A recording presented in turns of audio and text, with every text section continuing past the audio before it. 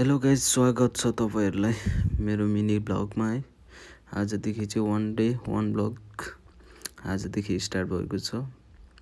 म चाहिँ ड्युटी जानलाई पुरै रेडी भएर कपडा सपडा लाएर झोला सोला बोकेर हिँडियो, बत्ती सत्ती मारेर अब बाहिर यसो वरिपरि हेर्दै हेर्दै हेर्दै हिँड्यो। जता हेरिने गाडी गाडी है। अब भित्र पुग्यो। यो चाहिँ हाम्रो कम्पनी है, कम्पनी हो बुङ्गुरको फर्म कम्पनी। वरिपरि सब उस छ। अनि यहाँ भित्र छिर्ने बाटोमा पुग्यो। म भित्र छिरेर अब भित्र छिरेर चप्पल सप्पल लगाउने, चप्पल परिवर्तन गरियो। चप्पल परिवर्तन गरेर लागेँ म फेरि भित्र। रेडी भयो ड्युटी जानका लागि। अब ड्युटी जानलाई रेडी भयो।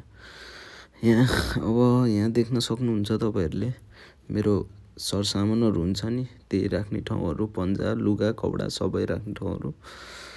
अनि खाना खाने टाइम भयो। दिउँसोको ब्रेक पछि खाना खाने टाइममा जाँदैछु म सिक्ताङतिर। अगाडि साथी चाहिँ लखर लखर लखर हिँड्दै गइरहेछ। ढिलो भयो छिटो छिटो भन्दै कम्पनीभित्र अगाडि पुग्यो।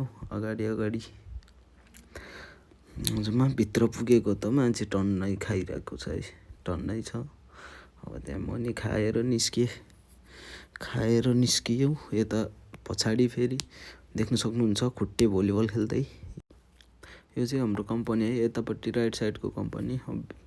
म चाहिँ ड्युटी सकेर निस्किएँ अब रुममा जानलाई। त्यहाँ पछाडि देख्नुभएको चाहिँ त्यो हाम्रो कपडाहरू यहाँ त्यहाँ फेर्ने ठाउँहरू हो, जुत्ता सुत्ता। अब बाहिर निस्किएर यताउति हेरेको त दिउँसोभन्दा मौसम बिग्रिसक्यो रहेछ। पानी पर्ला जस्तो भइरहेको थिएँ। अनि त्यसपछि मौसम हेर्दै म रुममा पुगेर एकछिन आरामपछि फेरि खाना खाने टाइम भयो। बेलुकाको खाना हिँडियो। पछाडि अपार्ट हो, त्यो पछाडिको चाहिँ हाम्रो अपार्ट।